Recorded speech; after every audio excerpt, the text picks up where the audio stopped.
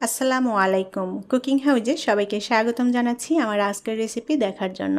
আজ আপনাদের জন্য নিয়ে এসেছি দারুণ মজাদার এবং সকলের ভীষণ পছন্দের ক্রিসপি চিকেন ফ্রাই। ক্রিসপি এই চিকেন ফ্রাইটা সবাই অনেক বেশি পছন্দ করে খেতে। রেস্টুরেন্টে গেলেই আমরা বেশিরভাগই এই ক্রিসপি চিকেন ফ্রাইটা খাই। রেস্টুরেন্টের স্বাদে কিভাবে ঘরেই এই ক্রিসপি চিকেন ফ্রাই তৈরি করে নেওয়া যায় সেটাই আপনাদের সাথে শেয়ার করেছি। ঘরোয়া মশলা দিয়েই তৈরি করে নেব। তাহলে চলুন রেসিপিটি দেখে নেই। আর এখনও যারা আমার চ্যানেলটি সাবস্ক্রাইব করেনি তারা প্লিজ আমার চ্যানেলটি সাবস্ক্রাইব করে নেবেন এবং পাশে থাকা ছোট্ট বেল আইকনটি প্রেস করে দিবেন। এতে করে আমি যখনই কোনো ভিডিও আপলোড করব সাথে সাথে আপনাদের কাছে নোটিফিকেশনটি পৌঁছে যাবে। ক্রিসপি চিকেন ফ্রাই বা ফ্রাইড চিকেনটা তৈরি করার জন্য সাধারণত চিকেনটা স্কিন সহ নেওয়া হয়। আমি আজকে এই চিকেন ফ্রাইটা স্কিন ছাড়াই করব। আমি এখানে 6 পিস চিকেন নিয়েছি।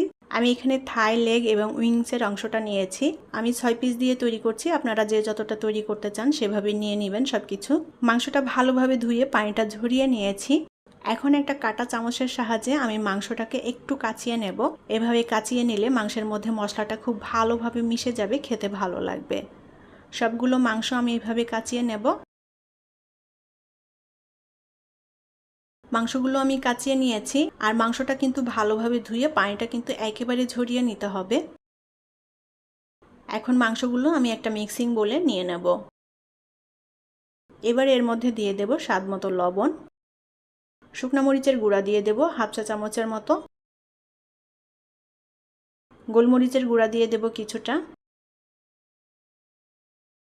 রসুন বাটা দিয়ে দেব 1 চা চামচ, আদা বাটা দিয়ে দেব 1 চা চামচ, সয়া সস দিয়ে দেব হাফ টেবিল চামচ পরিমাণ, আর দিয়ে দেব টমেটো সস 1 চা চামচ পরিমাণ। টমেটো সসটা এখানে অপশনাল, কেউ না দিতে চাইলে বাদ দিতে পারেন, দিলে খেতে ভালো লাগবে।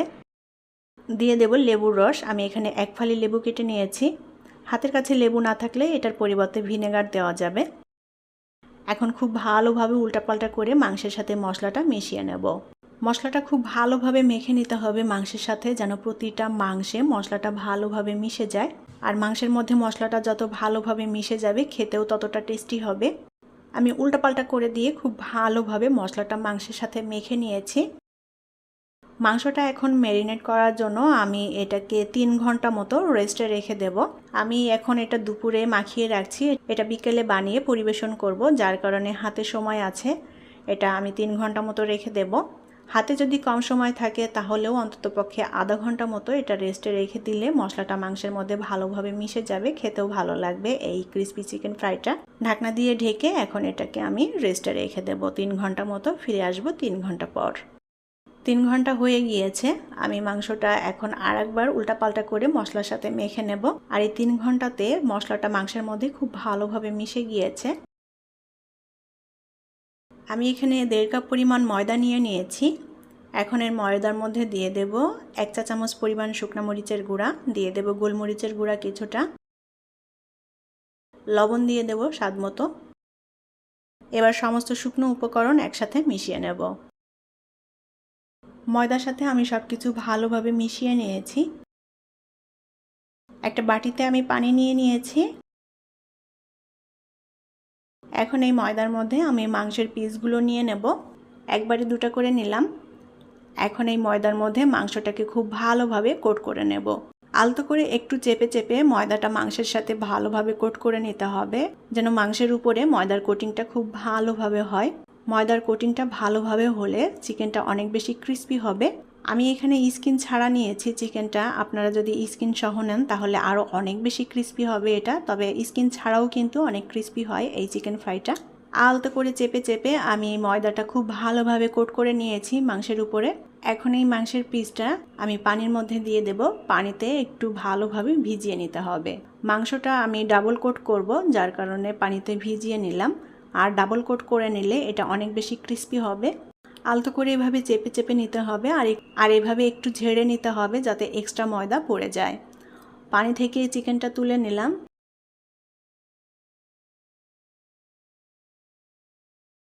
নিয়ে আরেকটা পানির মধ্যে দিয়ে দিলাম।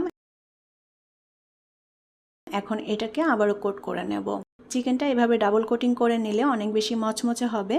আমি দুইটাই একবারে করে নিচ্ছি। আলতো করে চেপে চেপে দিতে হবে যাতে ময়দাটা ভালোভাবে লেগে যায়। আর খেয়াল রাখতে হবে চিকেনের সব জায়গাতেই যেন ময়দাটা ভালোভাবে লাগে।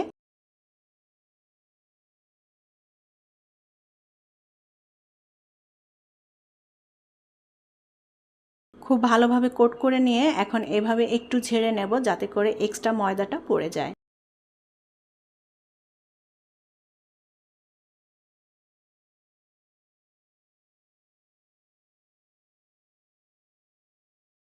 ময়দাটা আমি খুব ভালোভাবে কোট করে নিয়েছি। আপনারা দেখেই হয়তো বুঝতে পারছেন কতটা সুন্দর মতো কোট করে নিয়েছি।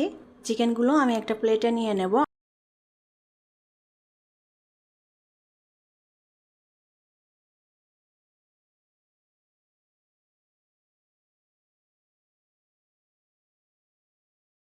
এই চিকেন ফ্রাইটা ডুবো তেলে ভেজে নিতে হবে, সেই আন্দাজ মতো করে তেলটা দিয়ে দিয়েছি আর তেলটা খুব ভালো মতো গরম করে নিতে হবে।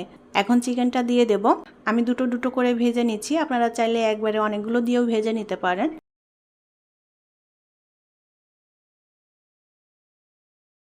তো চিকেনের এক পাশটা ভাজা হয়ে গেলে এখন উল্টে দেব, উল্টে দিয়ে অপর পাশটাও ভেজে নেব। আর এটা খুব বেশি নাড়ানাড়ি করার দরকার নেই, যেহেতু ডুবো তেলে দিয়েছি এটা সুন্দর মতো ভাজা হয়ে যাবে এমনিতেই। জাস্ট এক পাশটা একটু উল্টে দিলাম। চুলার আঁচটাকে অল্প রেখে আমি এটা ভেজে নেব যাতে সুন্দর মতো মাংসটা সেদ্ধ হয়ে যায় আর উপরটাও অনেক বেশি মচমচে হয়। চিকেনটা আমি খুব সুন্দর মতো ভেজে নিয়েছি আর সুন্দর একটা কালারও চলে এসেছে। এখন তেল থেকে তুলে নেব। আর আপনারা দেখেই হয়তো বুঝতে পারছেন কতটা সুন্দর মতো ভাজা হয়েছে, এটা অনেক বেশি মচমচেও হয়েছে। বাকিগুলো আমি একইভাবে ভেজে নেব। তৈরি হয়ে গেল রেস্টুরেন্টের স্বাদে সকলের ভীষণ পছন্দের ক্রিস্পি চিকেন ফ্রাই বা ফ্রাইড চিকেন। ক্রিস্পি এই চিকেন ফ্রাইটা সবাই অনেক বেশি পছন্দ করে খেতে। আমি ঘরোয়া মশলা দিয়ে খুব সহজেই আজকের এই ক্রিস্পি চিকেন ফ্রাই আপনাদের সাথে শেয়ার করেছি। চিকেনের এই উপরিভাগটা এত বেশি মচমচে হয়েছে আর মাংসটাও কিন্তু খুব সুন্দর মতো সেদ্ধ হয়ে গিয়েছে, আপনারা দেখেই হয়তো বুঝতে পারছেন। এটা খেতে অনেক বেশি টেস্টি এবং মজারও হয়েছে।